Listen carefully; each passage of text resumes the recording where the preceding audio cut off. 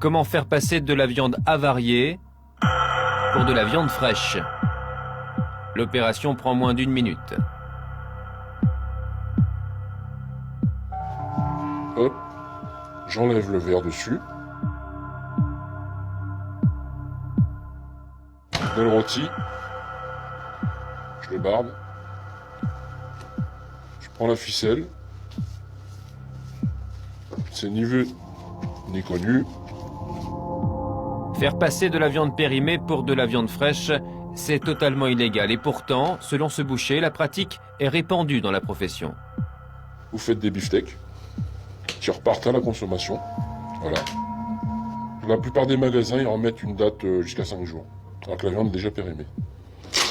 Tout le rayon boucherie peut être ainsi recyclé, des rôtis de bœuf aux saucisses.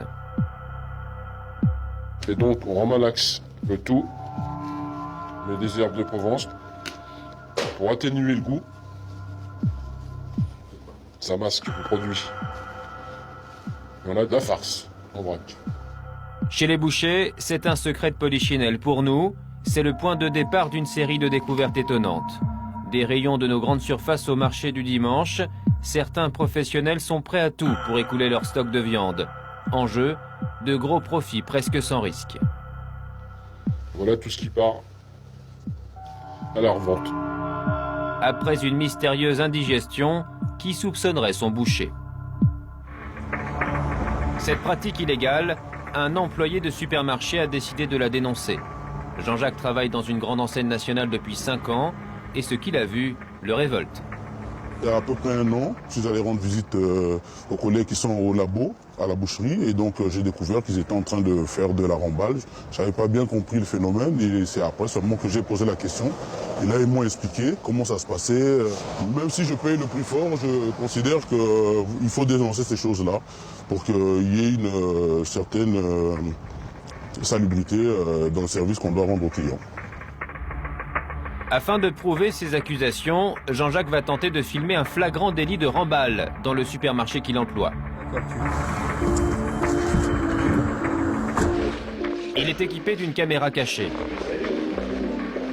6 h du matin, les premiers employés prennent leur service.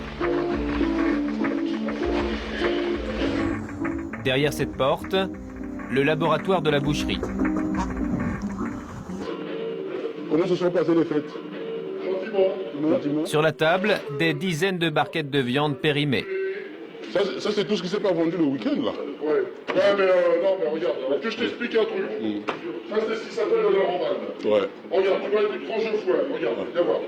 Bon, c'est interdit normalement. Mais ce qu'il faut comprendre, c'est que c'est l'hypocrisie d'un tout à grande distribution qui se la font, ouais, pas de remballe et tout, c'est encore un marché de but. Et moi, alors, dans ce truc-là, à peu près on a 10% de remballe. Moi, je te dis franchement, on a 10-15% de remballe. Le boucher se justifie. Cette fraude permettrait de vendre à bas prix. Tu vois ma viande, tu vois les prix. J'ai quand même un rapport qualité-prix qui est pas mauvais. Je peux même dire que je suis moins cher de la région.